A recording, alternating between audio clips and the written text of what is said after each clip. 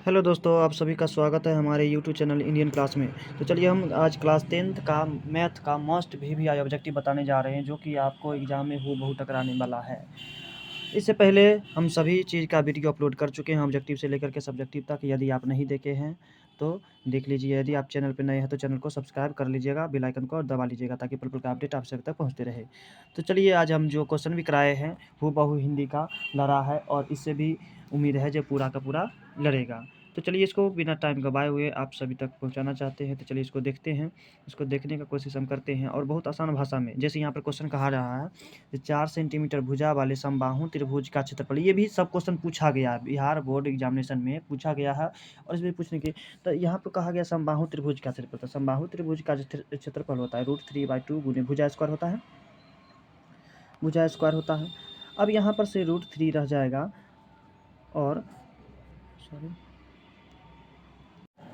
तो यहाँ पे हो जाएगा √3 बाई भुजा स्क्वायर, √3/2 इंटू भुजा स्क्वायर हो जाएगा। तो चलिए इसका क्वेश्चन का देखते हैं। √3 हो जाएगा बाई 2 इंटू 4 गुने 4, 4 गुने 4। अब इसको हम काट सकते हैं 2 से, 2 टाइम्स में। अब ये हो जाएगा 4 दूनी 8, 8 √3 सेंटीमीटर हो जाएगा, सेंटीमीटर स्क्वायर हो जाएगा। तो जो कि ऑप्शन नंबर बी हमारा टैली कर रहा है। ये option number B is the correct answer. चलिए अगला क्वेश्चन देखते हैं। अगला क्वेश्चन जो है ये सब पूछा गया क्वेश्चन है, क्वेश्चन बैंक का क्वेश्चन है। तो चलिए इसका क्वेश्चन जो दिया गया यहाँ पर गौर से देखिए इसको। यदि त्रिज्या आर वाले वृत्त के त्रिज्य खंड का कोण p डिग्री हो तो त्रिज्य खंड का क्षेत्रफल। अब त्रिज्य खंड का क्षेत्रफल होता है 2πr थीटा बट्टे 360 डिग्री, 2πr थीटा बट्टे 360 डिग्री। अब यहाँ पर 2πr थीटा, तो 2 जो हो गया, पाई हो गया, r हो गया। लेकिन थीटा के जगह हमको क्या कहा गया है? थीटा के जगह याद रखिए, यहाँ पर से थीटा के जगह p बोला है। तो 2πr थीटा बट्टे 360 डिग्री कहाँ मिल रहा है? तो 2πr theta, 2πr into theta, बात तो बराबर हो गया। तो ऑप्शन नंबर बी हमारा टैली कर रहा है। चलिए option number B is the correct answer. अगला क्वेश्चन हम देख लेते हैं। अगला क्वेश्चन जो पूछा जा रहा है इसमें, अगला क्वेश्चन, यदि एक वृत्त की परिधि 9 सेंटीमीटर से बढ़ करके 18 पाई, 9 पाई से 18 पाई हो जाता है, तो ऑलरेडी है जो उसका क्षेत्रफल कितना होगा? याद रखिए, जो परिधि जो है 9 पाई से बढ़ करके 18 पाई हो जाता है।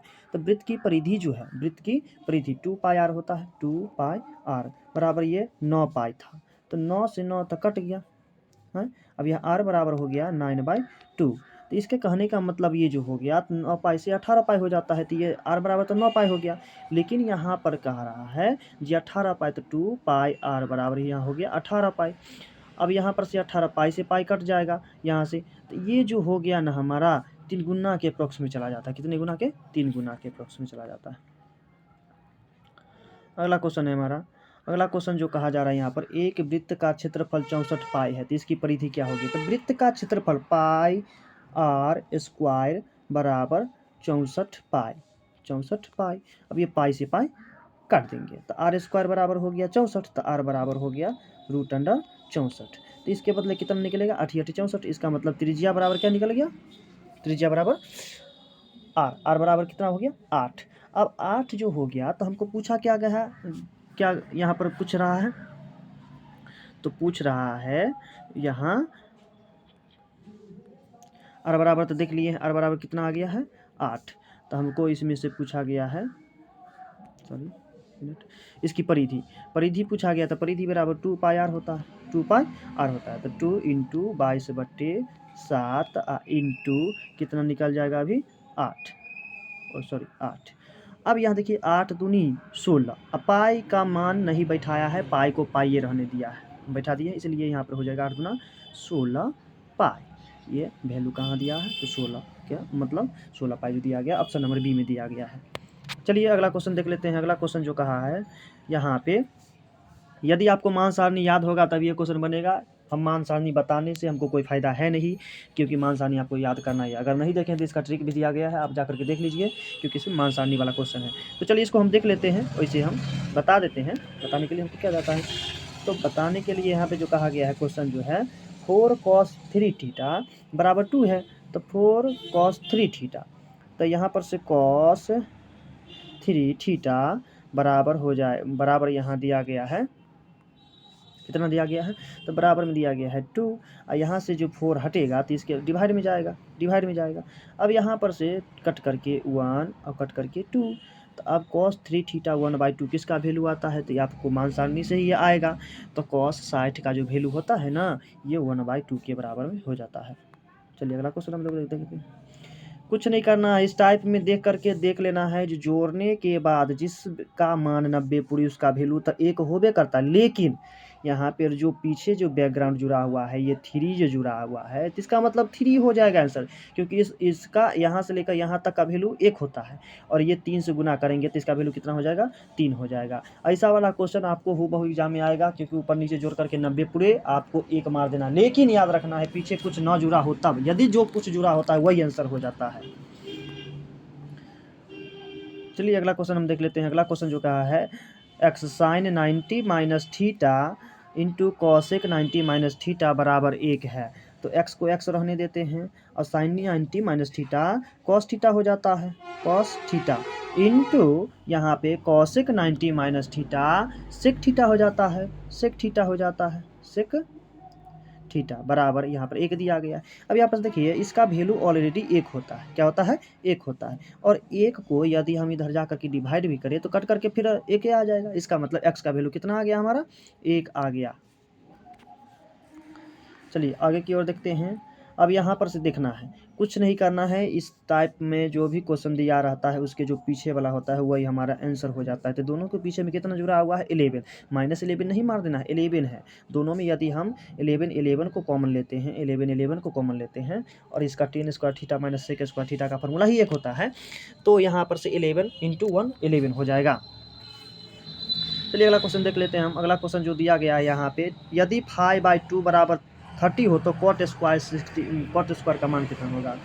तो यहाँ पे दिया गया है 5/2, तो 5/2 दिया है, तो इसका मतलब जो 5 का वैल्यू हो जाएगा वह 30 में तो 2 से मल्टीप्लाई हो जाएगा, तो ये कितना हो जाएगा, 60 डिग्री। अब यहाँ पर से cot 60 का मान हमको बैठा देना है, और उसके स्क्वायर कर देना, तो cos 60 का मान जो होता है √3 होता है। अब cos 60 का मान √3 है, लेकिन इसका स्क्वायर न पूछा गया यहाँ पे, तो स्क्वायर हम इसको कर देंगे, तो स्क्वायर कर देंगे तो √3 का स्क्वायर या स्क्वायर से रूट कट जाता है, तो इसका वैल्यू कितना आ जाएगा हमारा, 3 आ जाएगा। 3 option number A is the correct answer.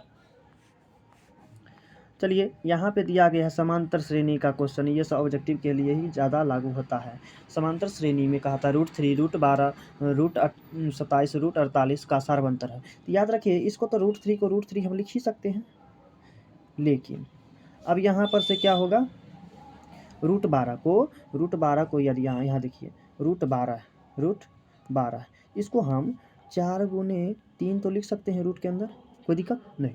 आप कहिएगा यहाँ से तो इसके बदले 2 आ सकता है, और √3 तो नहीं आ सकता है, तो इसका मतलब ये इसको हम 2√3 लिख सकते हैं, क्योंकि 4 के बदले 2, और √3 तो नहीं टूटेगा, तो 2 लिख दिए, और √3 को √3 लिख दिए।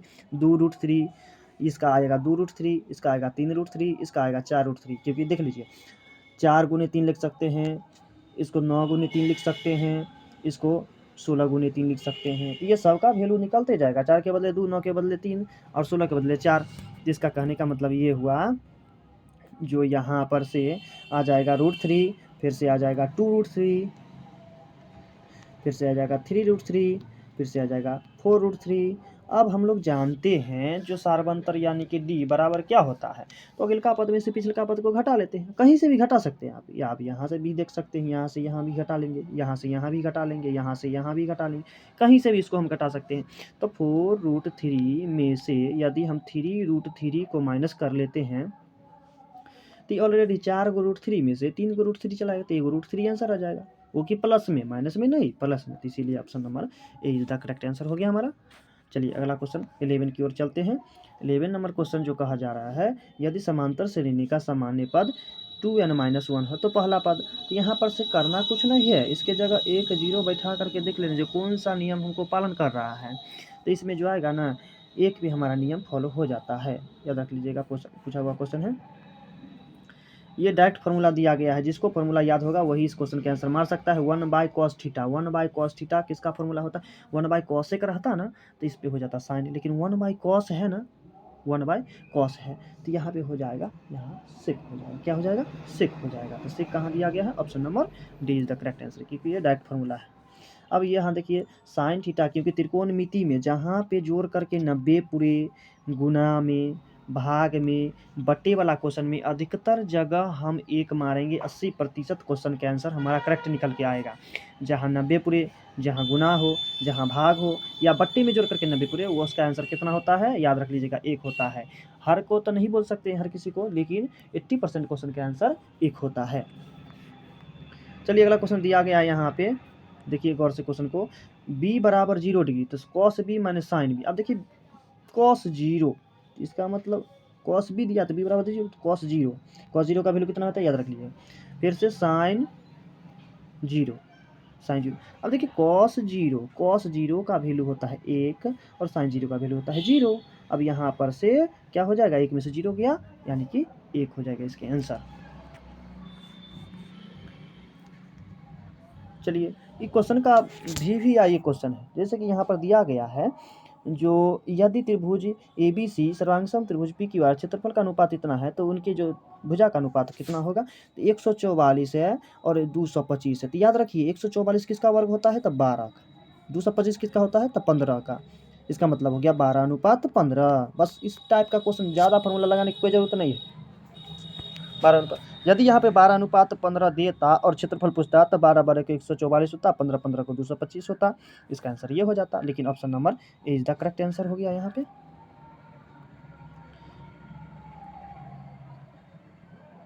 अब देखिए यहाँ पर कहा गया है a बराबर BQ प्लस R है। a बराबर इतना है, b बराबर इतना है, r बराबर इतना है, तो q बराबर कितना है? सिंपल सी बात है, फॉर्मूला पर बैठा दीजिए। क्या बोला गया है? a बराबर BQ प्लस R है, a की जगह कितना? 37 बराबर b के जगह कितना देंगे? b के जगह कितना बोला गया है? देखिए 4 दिया गया है, तो 4 गुने, यहाँ पे q नहीं दिया गया तो q रख लेते हैं, बराबर प्लस है, प्लस r दिया गया तो r के जगह कितना देना है? 1 देना है। अब याद रखिए यह 36 है और इधर आके एक प्लस में, तो इधर आके माइनस में हो जाएगा, और इधर आके जो 4 गुना में है तो ये डिवाइड में चला जाएगा। अब यहाँ पर ओह सॉरी, यहाँ पे 37 होता, 37 में है, तो यहाँ हो गया 36, और 36 में 4 से यदि हम डिवाइड करते हैं तो कट करके कितना आएगा? 9, जो कि option number A is the correct answer. चलिए अगला क्वेश्चन है, 156 की अभाज्य गुणनखंड में 2 का घातांक कितना होगा? 156, तो याद रख लीजिएगा 156 है। अब इसको 56 जब है, 156 है, अब यहाँ पर से इसको ऐसे कीजिए 2, अब 156 को इस तरीके से आधा करते जाइए, जैगो 2 आएगा, ऐसे ऐसे करेंगे ना, जैगो 2 आएगा, जैगो 2 आएगा, वही हमारा आंसर हो जाएगा। तो इसको आप लोग कर सकते हैं, इसमें ये फिक्स है जी, ये 4 को 2 आएगा ही आएगा 156 में। अब इसको आधा भी कर सकते हैं, देखिए आधा करेंगे 7 दूना 14, 8 दूना 16, और यहाँ पर सॉरी, यहाँ पर से कर सकते हैं 8 दूना 16, 7 14 15। अब यहाँ पर से फिर इसको आधा करेंगे तो कितना हो जाएगा? 39 दूना 78 हो जाएगा, 39। अब यहाँ पर से देखिए कहीं भी मतलब 3 से लगेगा, 3 39। अब यहाँ पर से तो लगने की संभावना ही नहीं आता है, लगने की संभावना ही नहीं आ रहा है, क्योंकि यहाँ पर से बोल दिया गया है जो 2 का पावर पूछना है, तो 2 क्या को आ गया? 2 को आ गया। कितना आ गया? 2 आ गया। 2 कितना है? तो 2 बार है, इसीलिए इसका आंसर कितना हो जाएगा? 2। Option number A is the correct answer हो जाएगा। अगला क्वेश्चन है, जो 0.105 का p/q के रूप में कितना होगा? इसको देखिए आप कुछ नहीं करना है, 105 को आप डिवाइड कर लेते हैं, 105 को आप डिवाइड कर लीजिए, और जो भी आएगा 2 और 5 के पावर में उसको आप तोड़ सकते हैं। अब यहाँ पर देखिए 2 नहीं आ सकता है, 5 नहीं, कैसे नहीं आएगा? तो यहाँ पर से यदि हम 5 से लगाते हैं तो 21 पंचे हो जाएगा, 21 पंचे हो जाएगा। लेकिन यहाँ पर देखना है 2 तो आ नहीं रहा है, 3 आ जाएगा, और यहाँ पर से 7 आ जाएगा, 21 पंचे 105। लेकिन 2 आया नहीं आया, लेकिन यहाँ पे 2 के रूप में दिया गया है, तो 2 तो आ ही नहीं रहा, 2 के रूप में दिया, इसीलिए हमारा ऑप्शन नंबर डी हो जाएगा करेक्ट आंसर, क्योंकि 2 तो है ही नहीं, 2 जबरदस्ती दे दिया है ना, 2 रहता तो हम मार देते। चलिए इसमें से पूछा जा रहा है निम्नलिखित में कौन सा परमेय संख्या है। याद रख लीजिएगा, परमेय संख्या कहने का मतलब विदाउट रूट वाला होता है, और अपरमेय कहेगा तो रूट वाला को खोजेंगे। तो इसमें जो कहा गया है, जो निम्न में से कौन परमेय संख्या है, लेकिन सब में कुछ लेकिन रूट टूटेगा। ये देखिए रूट 7 नहीं टूटेगा, इसका मतलब यह है अपरमेय है। अपरमेय के साथ जो भी रहेगा सब अपरमेय कहलाएगा। तो ये 4 प्लस रूट 7 अपरमेय संख्या है। अब यहाँ पर देखना है, ये 10 तो परमेय है, लेकिन इस 100 के बदले भी तो 10 आ जाएगा। अब ये 10 को जोड़ सकते हैं, बिना रूट वाला आ गया हमारा 20 आ गया, तो ये हो जाएगा हमारा परमेय। क्या हो जाएगा? परमेय। अब ये परमेय हमारा आंसर है, तो option number 20 the correct answer. अगर चलिए अगला क्वेश्चन है, निम्न में से कौन सा युग्म सह अभाज्य है। याद रख लीजिएगा सह अभाज्य क्या होता है। तो 21 चौके 84, 13 चौका 52, 18 चौके 25 और 14 पंचे जिसका उभयनिष्ठ गुणनखंड कितना होता है। तो उभयनिष्ठ गुणनखंड जो दोनों का कॉमन होता है वही हमारा ये सह अभाज्य युग्म होता है। तो इसमें आ जाएगा 21 चौके 84।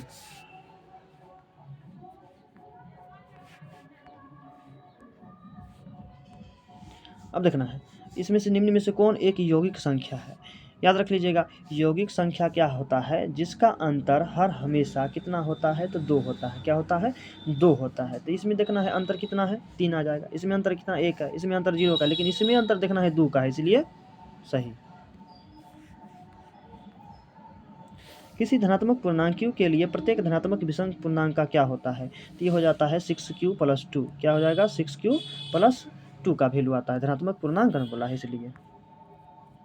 अगला क्वेश्चन, निम्न में से कौन सा बहुपद नहीं है। याद रख लीजिए, बहुपद होने का शर्त जो होता है, बहुपद होने का शर्त ये होता है, जो बट्टे में x नहीं जाए तो बहुपद नहीं होगा। अगर बट्टे में x चला गया तो बहुपद नहीं होगा। बट्टे में x नहीं जाना चाहिए, x के पावर माइनस नहीं होना चाहिए। अगर x के पावर माइनस चला गया तो ये बहुपद नहीं होगा। अब रूट के अंदर x नहीं जाना चाहिए तो भी बहुपद नहीं होगा। ये 3 कंडीशन याद रख लीजिए, ये तीनों कंडीशन को छांट करके सब स्थिति में बहुपद होता है। तो यहाँ पर देख लेते हैं 2/3, 1 2 3 4 का वैल्यू बट्टे में जा सकता है, लेकिन x का वैल्यू या x रूट में नहीं, बट्टे में नहीं, पावर में नहीं जाना चाहिए।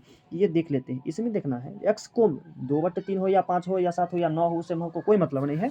x को देख लेते हैं, x बट्टे में नहीं है, कोई दिक्कत नहीं है, माइनस में भी नहीं, रूट में नहीं, इसीलिए हमारा ये भी बहुपद है। बहुपद है, लेकिन ये भी बहुपद है, यहाँ पे ये भी बहुपद है, लेकिन इसमें देखिए x जो है ना बट्टे में चला गया, इसीलिए हमारा ये बहुपद नहीं है। तो ऑप्शन नंबर सी होगा हमारा correct answer, C correct answer. चलिए अगला क्वेश्चन देखते हैं, जिसमें से पूछा गया है द्विघात समीकरण y² + 3y - 18 के मूल होंगे। तो मूल तो आप लोग को पता होगा, जो हम लोग इसको कैसे निकालते हैं, फर्स्ट वाले को लास्ट वाले से गुना कर लेते हैं, और 18 को हम किस तरीके से तोड़ेंगे जो ये बीच वाला वैल्यू आ जाए। तो 6 तरीका 18, 6 में से 3 गया, जिसका वैल्यू कितना आ जाएगा पता है, एक प्लस में और एक माइनस में। लेकिन हमको अब प्लस में कौन है, अब माइनस में कौन है, ये वाला से ध्यान रखना, ये वाला से। अब बताना है जो 6 में से 3 घटाएंगे तब ना 3 निकलेगा, कहेगा जी। लेकिन यदि 3 में से हम 6 को घटाते तो क्या 3 निकलता? नहीं, -3 निकल जाएगा, जो कि हमको -3 लाना नहीं है। तो हमको पहले प्लस करना है फिर माइनस करना है। तो +6 - 3, +6 - 3।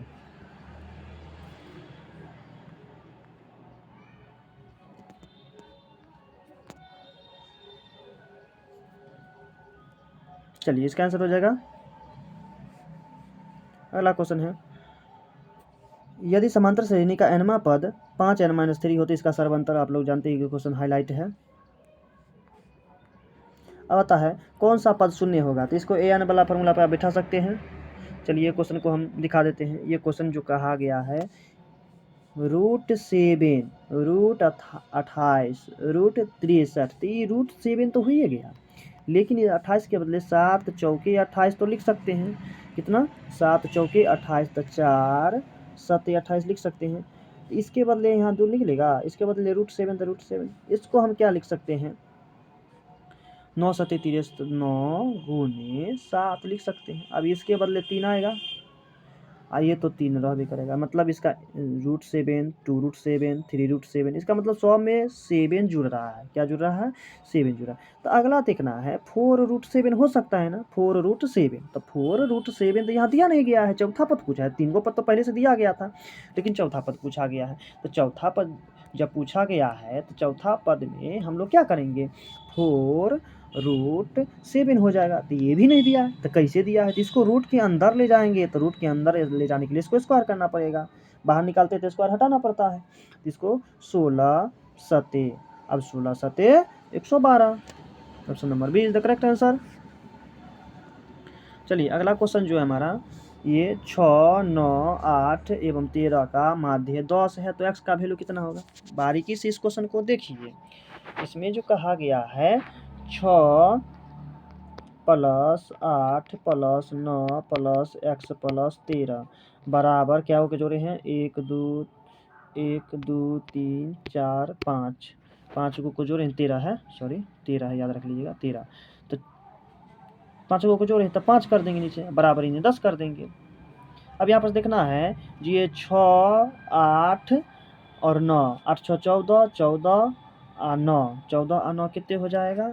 तो 14 और 9 याद रख लीजिए, जोड़िए इसको, 14 और 9, 5 इधर गया, 6 इधर गया, 23, 23 और 13 कितना हो जाएगा? 23 और 13 ये अलग है, 36 + x बराबर इधर से 5 से 10 गुना हो जाएगा, तो x हो जाएगा। अब x का वैल्यू यहाँ पर से निकाल सकते हैं, कितना आ जाएगा? 14, क्योंकि 36 इधर जाके 50 से घट जाएगा।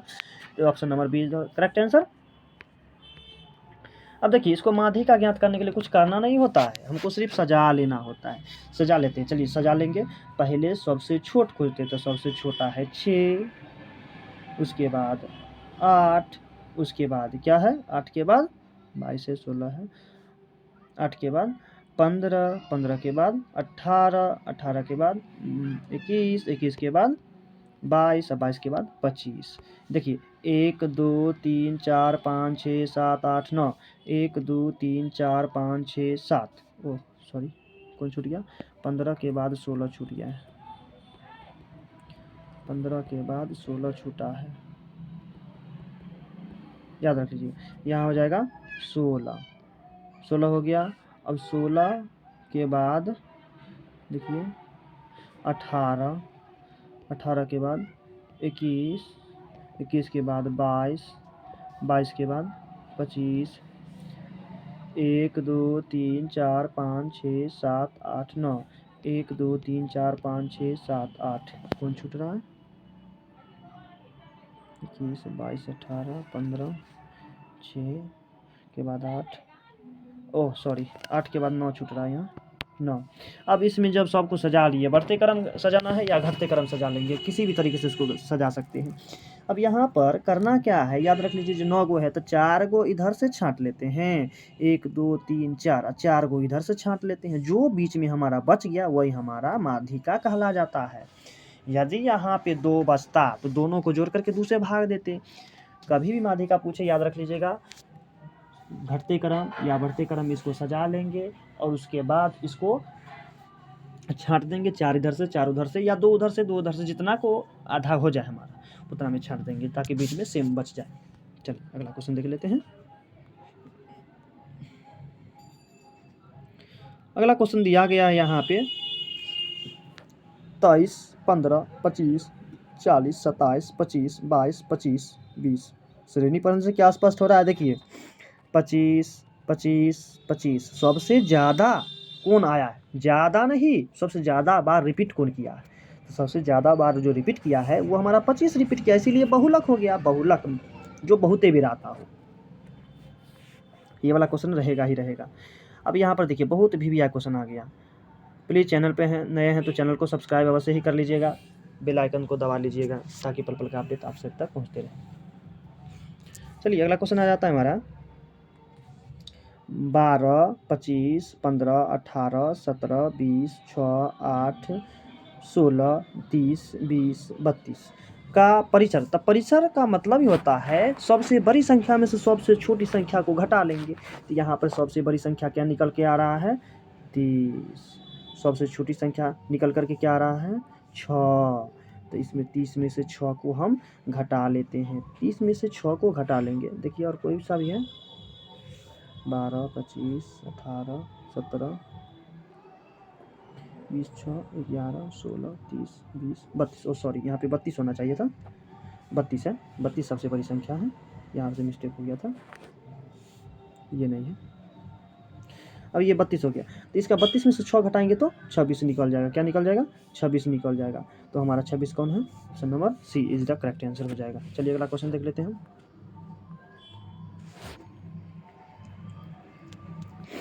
अब ये भी क्वेश्चन पूछा गया है। इस क्वेश्चन में जो आंसर है ना, 100 वर्ग अंतराल 130 और 150 का वर्ग चिन्ह क्या होगा? तो इसमें जो पहला आता है ना वर्ग चिन्ह, वही होता है हमारा। चलिए सॉरी, एक मिनट, वर्ग चिन्ह पूछा गया है। तो वर्ग चिन्ह जो होता है ना, इसके बीच वाले कितने हैं? तो बीच वाले 130 और 150 के बीच में कौन आ सकता है? तो 140 आ सकता है। इसीलिए इसका आंसर कितना हो जाएगा? 140 हो जाएगा। चले, अब कहता है यदि किसी बारंबारता सारणी का माध्य इतना है तो माध्य का इतना है तो बहुलक। अब बहुलक बराबर जानबे करते हैं, जो बहुलक जो होता है ना 3 × 2 माध्य का होता है। इस फॉर्मूला पर बैठा करके आप निकाल सकते हैं। चलिए अगला क्वेश्चन देखते हैं हम। जो क्वेश्चन आप लोग को आता है वो क्वेश्चन को आप लोग खुद कीजिए, इसके बाद नेक्स्ट चलते हैं। अगला जो क्वेश्चन दिया गया हमारा, एक रैखिक समीकरण का घात होगा। एक रैखिक समीकरण, तो एक सिंपल सी बात याद रखिए, रैखिक समीकरण का जो घात होता है 1 होगा। यदि द्विघात पूछा जाता, द्विघात तो 2 होता, त्रिघात पूछता तो 3 होता, लेकिन इसमें रैखिक पूछ लिया गया है ना, इसीलिए इसका आंसर हो जाएगा 1। Option number C is the correct answer. अगला देखिए, यहाँ पे पूछा गया है 10, 90, मतलब 10, 90 का वैल्यू है वैसे भी, तो देख लेते हैं 10 और पाई का मान होता है 180। 180 में 2 से यदि भाग दे देते हैं तो कितना आ जाएगा? 90। 10, 90 का मान जो होता है इन्फिनिटी होता है। क्या होता है? इन्फिनिटी होता है। अब याद रखिए, यहाँ पे पूछा गया है कि बिंदु 4, -3 किस चतुर्थांश में है? याद रखिए, तो चतुर्थांश के लिए हम बहुत अच्छा ट्रिक दिए हैं। अगर नहीं देखे हैं तो ये वीडियो अपलोड हो चुका है, आप उसे जाकर के अवश्य देखिए, क्योंकि एक भी चतुर्थांश से क्वेश्चन आपको नहीं छूटने वाला। इसको प्रथम चतुर्थांश कहते हैं, इसको द्वितीय चतुर्थांश कहते हैं, इसको तृतीय चतुर्थांश कहते हैं, इसको चतुर्थ चतुर्थांश कहते हैं, या किस पाद में होगा ये भी कभी कभार पूछ दिया जाता है। देखिए यहाँ पे पहले x का वैल्यू लिखा जाता है, तो इधर होता है सब माइनस माइनस, याद होबे करेगा आपको, माइनस माइनस होता है। और ये वाला ऊपर वाला वैल्यू प्लस प्लस होता है, ऊपर वाला वैल्यू प्लस प्लस होता है, ये वाला भी प्लस प्लस होता है। याद रखिए जी, इसमें पहले x को लिखा जाता है तो इसका वैल्यू कितना हो जाएगा? प्लस प्लस हो गया। इसमें पहले x को लिखा जाएगा तो x वाला तो ये है ए, तो इसको पहले माइनस तब प्लस। ई में तो सब वैल्यू माइनस से माइनस होता है, तो माइनस माइनस हो गया। इसमें क्या होता है? पहले x का तो माइनस के बाद नहीं प्लस होता है, और प्लस के बाद इसमें माइनस होता है। तो इसका जस्ट ई वाले को अपोजिट कर लीजिए, प्लस माइनस होता है तो प्लस माइनस। अब आपको याद रखना है जी, इसमें तो प्लस दिख रहा है, जैसे माइनस था, प्लस और माइनस किस में है? तो चतुर्थ चतुर्थांश में। किस में है? चतुर्थांश में है। वीडियो को नहीं देखें तो वीडियो को जाकर के देख लीजिए, क्योंकि चतुर्थांश से रिलेटेड क्वेश्चन आता ही आता है।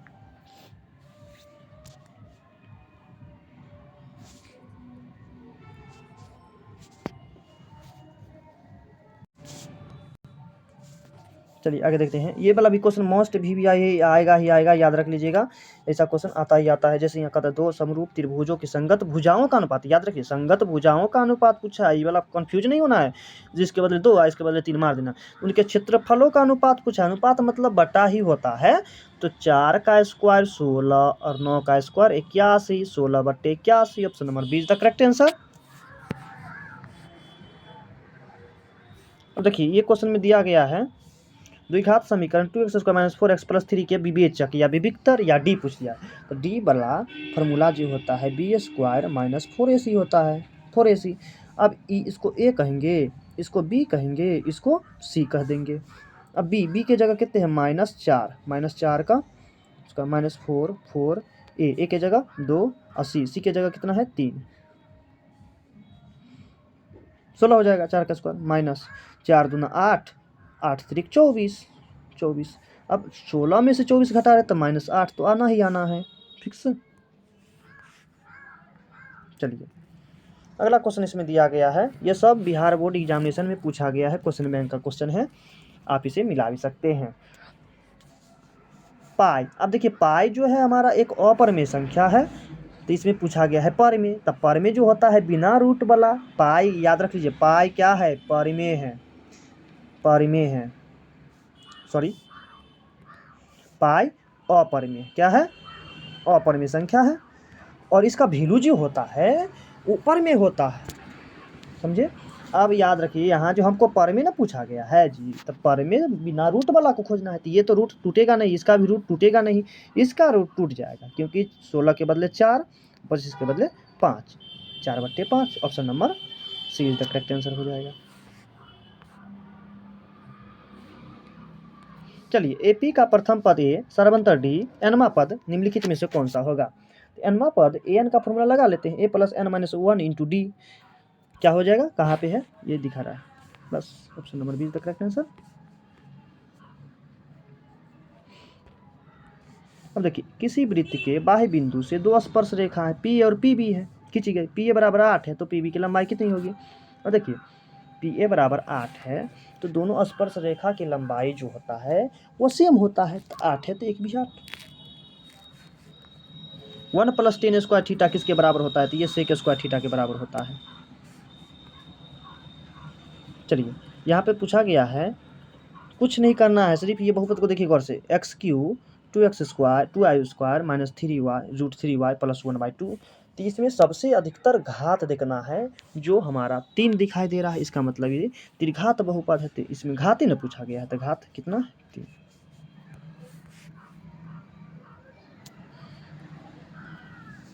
निम्न में कौन x - 2y = 0 और 3x + y का हल है। तो आप देख सकते हैं यहाँ जो x के वैल्यू कितना देंगे और y के वैल्यू कितना देंगे, जिसमें 0 आ जाएगा।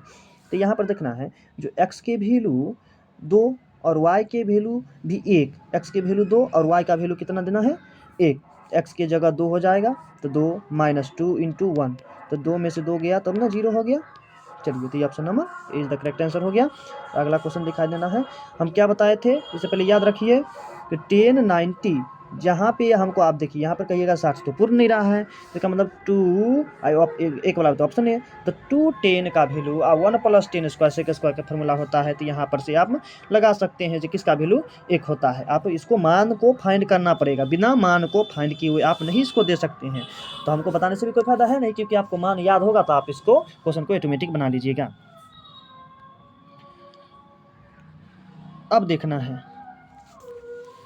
जो इस प्रकार के क्वेश्चन त्रिभुज के क्षेत्रफल का, यदि आप वीडियो नहीं देखे हैं तो सबसे बड़का आप मिस्टेक कर रहे हैं, क्योंकि इसका जो फॉर्मूला होता है बहुत लंबा चौड़ा होता है, ऐसे ऐसे ऐसे ऐसे वाला होता है, 1/2 लगाना पड़ता है, फिर 0 करना पड़ता है। तो कुछ नहीं, हम अभी आपको फार्मूला लिखना सिखा देते हैं, आप उस पर ये फार्मूला पर ये मान बैठाइए, अभी का अभी आप आंसर निकाल करके कमेंट कीजिए। जैसे त्रिभुज का क्षेत्रफल का फॉर्मूला लिखे थे, त्रिभुज का क्षेत्रफल, जो बच्चे आप त्रिभुज के क्षेत्रफल से डरते हैं वो आज से डरना बंद। अब देखना है कैसे होगा, 1/2, कुछ नहीं करना है, एक बड़ा सा कोष्ठ दे देना है, बड़ा सा कोष्ठ दे देना है। अब यहाँ पे 3 को कोष्ठ देना है छोटा छोटा, y घटे y करना है, इसमें भी y घटे y करना है। ओके, एक मिनट देख लेते हैं, बड़ा सा लिखते हैं ताकि याद रहे आप लोग को। चलिए, 1/2 बड़ा सा कोष्ठ दे देना है, 3 को कोष्ठ दे देना है, याद रखिए कितना कोष्ठ देना है 3 को। इतना तक फॉर्मेट आप तैयार कर लिए तो आप 50% फार्मूला लिख लिए।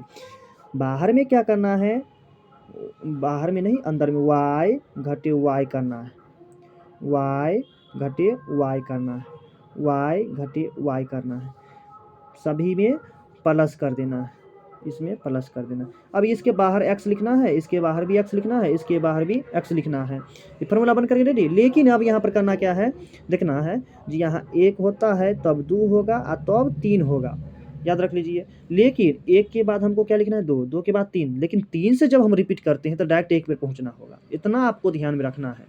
चलिए हम पहले काउंट कर लेते हैं, 1 2 3। अब देखिए 1 के बाद क्या आएगा, तो 2, 2 के बाद क्या आएगा 3, हो गया 2, 2 के बाद क्या आएगा 3, 3 के बाद क्या आएगा 1, 3 के बाद क्या हो जाएगा 1, 1 के बाद 2, बस फार्मूला बन के रेडी। अब इस पर मान आप बैठा सकते हैं, जो जो मान दिया गया है यहाँ पे बैठा सकते हैं, हो गया क्वेश्चन खत्म।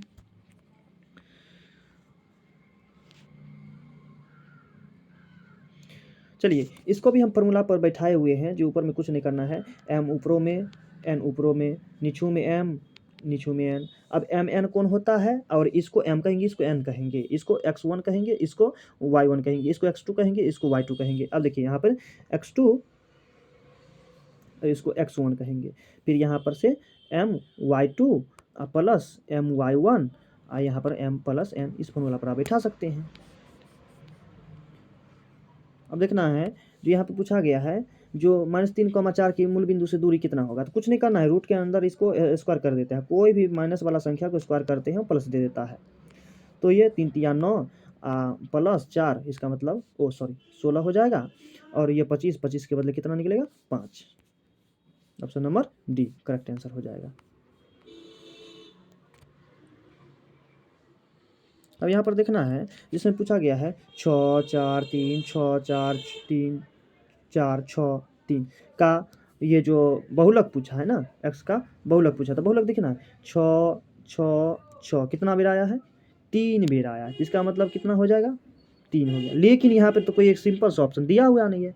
अब यहाँ देखो 4 4 4 चारों 3 बार दिया गया, 3 देख लेते हैं 1 2, तो यहाँ पे 4 और 3 भी आया है, लेकिन 4 और 6 ज़्यादा बेर आया है, तो 4 और 6 हमारा आंसर हो जाएगा। Option number B is the correct answer. निम्न में से कौन घटना की प्रायिकता नहीं हो सकती है, ये घटना की प्रायिकता जब ये 1 से बड़ा हो जाए वो घटना की प्रायिकता नहीं होगा, तो इसीलिए option number A is the correct answer हो जाएगा। यहाँ नहीं ना पूछा है, इसीलिए option number A is the correct answer हो जाएगा, क्योंकि माइनस में घटना की प्रायिकता नहीं जाना चाहिए, 1 से बड़ा नहीं होना चाहिए, तब घटना की प्रायिकता नहीं होता है।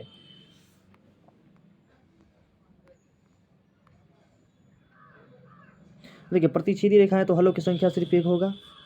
इस तरह के क्वेश्चन को आप लोग खुद से देख लीजिए। इसमें जो रिलेशन बनाया गया है ये ट्रिपलेट बनाता है, 13 के स्क्वायर में से 12 के स्क्वायर घटा देंगे, ये 5 का स्क्वायर निकल जाएगा, हो गया खत्म इस क्वेश्चन के आंसर, ट्रिपलेट बनाता है। अब यहाँ पर देखना है जो कहा गया है निम्न में कौन कॉट थीटा के बराबर है, तो कॉट थीटा देखना है, कॉट का वैल्यू क्या होता है, cot tan theta into cot theta equal to 1 होता है, tan theta into cot theta equal to 1 होता है, कितना होता है 1 होता है। लेकिन tan theta into cot theta बराबर 1 होता है, तो यहाँ कॉट पूछा गया है तो 1/10 होगा, लेकिन टेन का मान जो दिया गया है साइन बाई कॉस होता है, लेकिन ये ऊपर अपोजिट है तो ये कॉस बाई साइन हो जाएगा, कॉस बाई साइन हो जाएगा।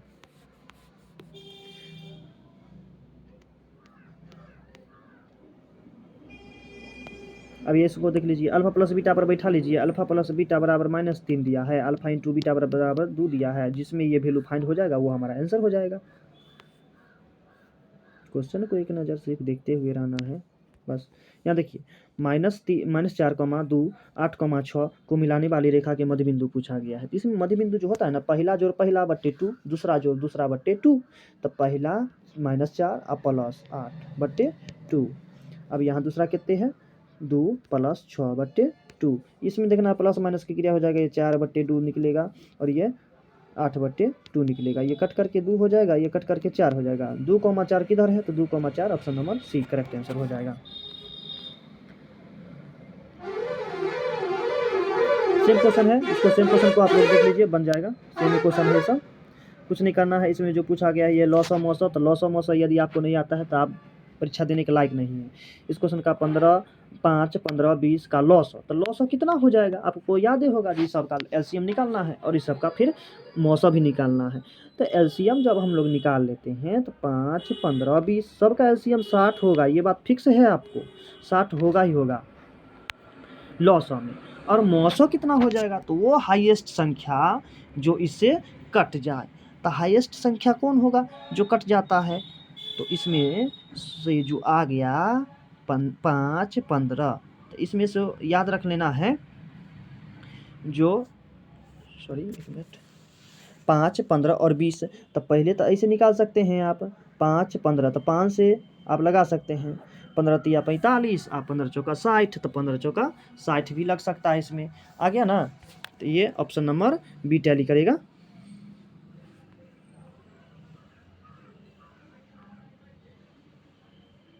चलिए इस प्रकार के क्वेश्चन को हम लोग देख लेते हैं, जो इसमें कहा गया है x² - 3x - 4 p एक शून्यक है, तो तो इसमें से करना क्या है, जो शून्यक निकालने के लिए जो वैल्यू आपको यहाँ बैठाना है उसका मान हमको 0 दे दे।